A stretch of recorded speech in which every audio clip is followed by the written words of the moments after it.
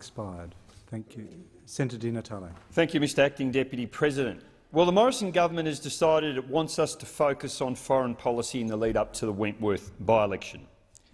But yesterday's rash and dangerous announcement regarding Jerusalem and the Iran nuclear deal was nothing more than a crude attempt to divert our attention and divide our community. Clearly, when it comes to the by-election in Wentworth, no price is too high for the Prime Minister.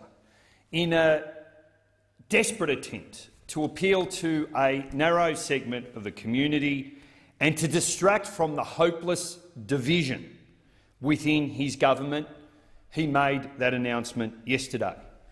This is a divided government. It's divided over whether religious schools should be able to fire teachers simply because they're gay. It's divided over the fact that people are now being tortured, murdered and abused in our offshore detention camps under the care of Scott Morrison and Peter Dutton. It's divided over the science of climate change. And we now know that many people are suffering under appalling drought conditions, with the government reluctant, indeed refusing, to acknowledge the causes of that drought. Well, Mr Morrison, Prime Minister, if you're keen to focus on foreign policy, well, let's have a look at your record. We're more than happy to oblige, because it's a dismal record.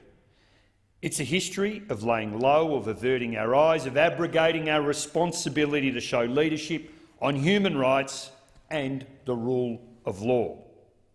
Let's start with the issue of Jerusalem.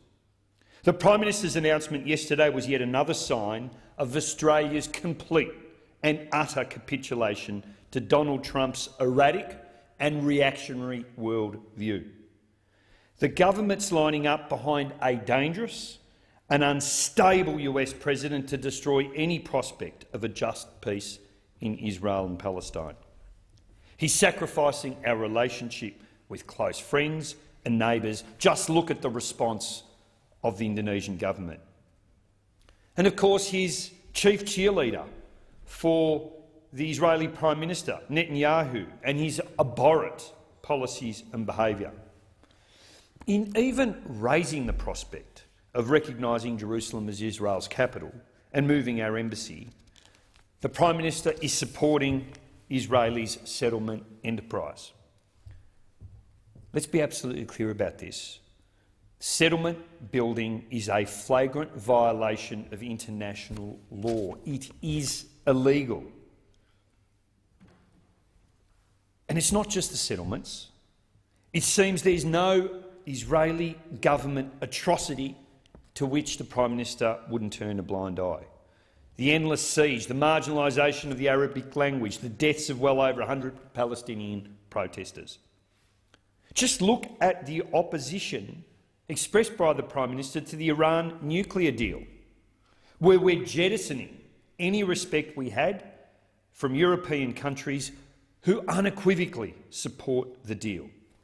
Is this the type of foreign policy Australians want, where we slavishly follow an erratic madman who governs his country by offensive rants on Twitter at 4 a.m?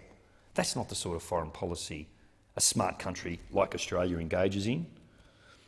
Let me turn to another major foreign policy story this week.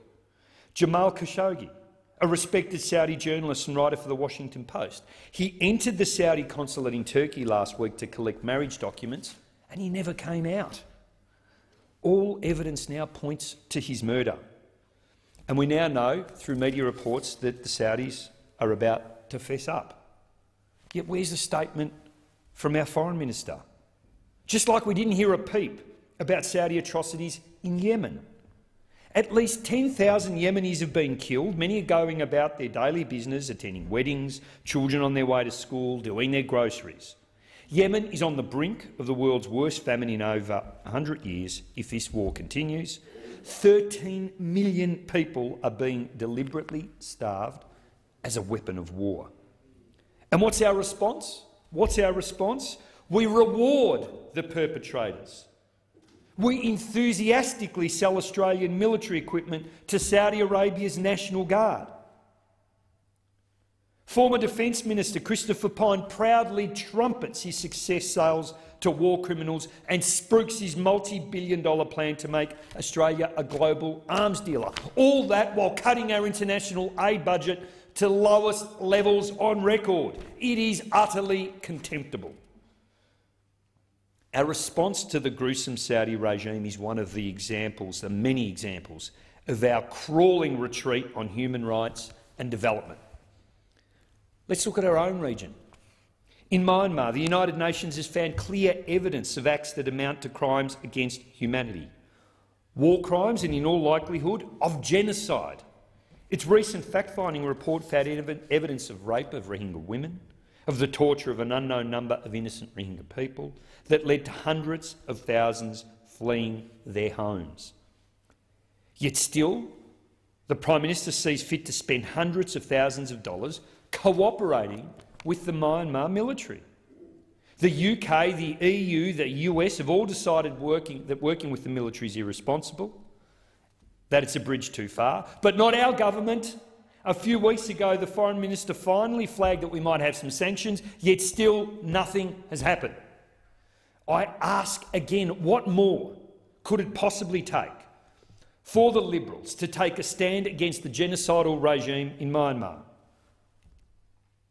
Even closer to home, in West Papua, our close neighbours are still being denied self-determination nearly 50 years after the act of no choice locked in the Indonesian occupation of their ancestral lands. If you're a journalist, you can't get a visa there, and West Papuans are regularly arrested or even killed for peacefully protesting. You can be beaten or murdered for flying the Morning Star flag in West Papua. But the Australian government still provides diplomatic cover for these atrocities and helps train the paramilitaries, like Detachment 88, that are implicated in some of the worst of the violence. And in Cambodia, we still refuse to take any concrete action against the murderous and illegitimate Hun Sen regime after the recent sham elections there. And they were a sham. How about we end that shameful refugee deal with Cambodia and implement sanctions against Hun Sen and his cronies? That'd be a good start. I could go on, Mr Acting Deputy President.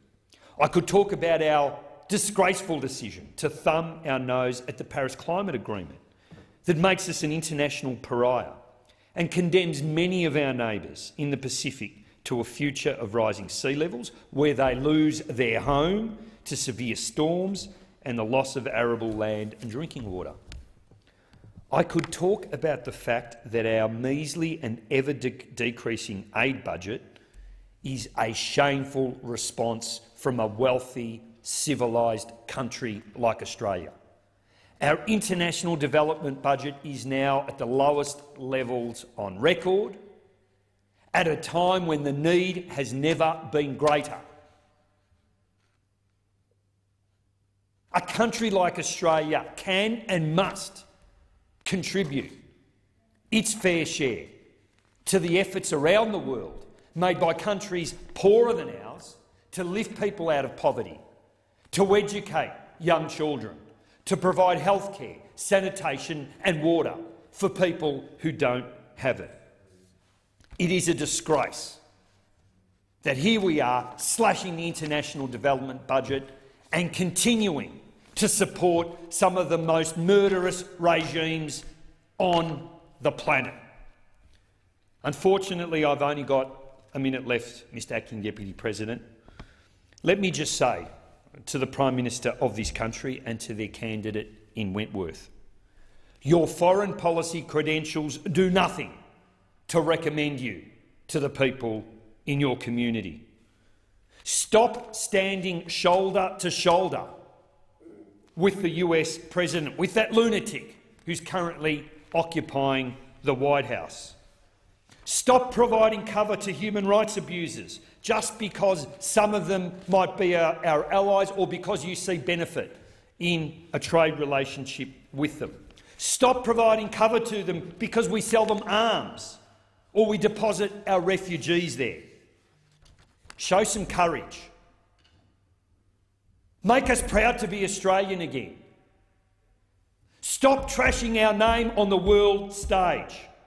Protect the rule of law, protect human rights, because there's so much work to do. Thank you, Senator Di Natale.